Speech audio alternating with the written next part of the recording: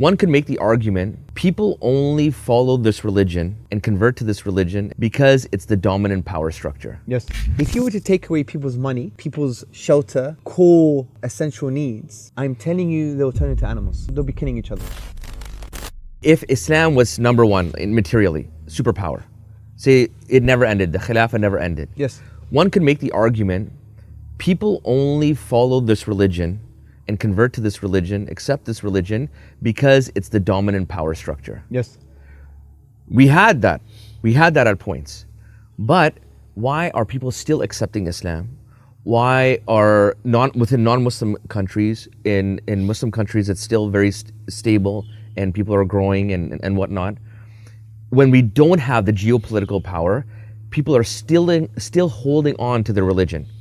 To that level, that to me is an evidence. Yes. Because it shows that even without political and military power to back it up, that system, the principles, the core principles still flourish. Agreed. Look what's happening in Gaza, for example. Yes. If that happened in London or in Paris, the whole world would be on fire. Yes. You would have a group of human beings that would break every single moral principle that you can ever think of, right? But the people of Gaza, because of that Islamic principles, they've transcended their suffering because they've given it a different meaning. They've given it the meaning that Allah and His Messenger wants them to have with regards to the suffering that they're facing. And they're able to transcend that suffering to a certain degree and actually show to the world that this is how you deal with a genocide, right? Yes. But if it happened to any other group of people, the whole world would be on fire. In actual fact, the reason I mentioned the existential, moral and intellectual cripples, because when you remove the money and the power and the machinery, they're just cripples.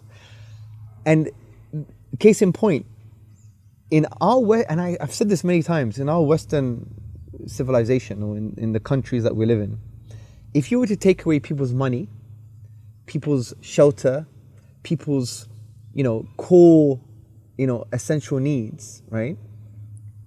I'm telling you they'll turn into animals. They'll be killing each other.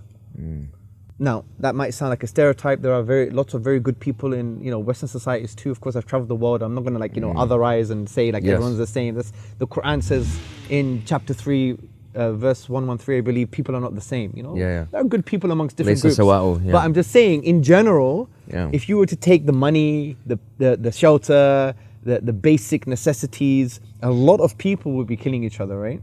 But we've seen Muslim societies, that's happened, right? Look what happened in Iraq, maybe over 1 million people died. Look what's happening in Gaza, the genocide, and so on and so forth. They've kept the kind of human dignity, right? They've kept the kind of core values. And I don't think that would exist in our kind of avid materialistic society because their crutches are machines, money, power, all of that stuff. But when they let go of that or it's removed from them, they become basically moral cripples.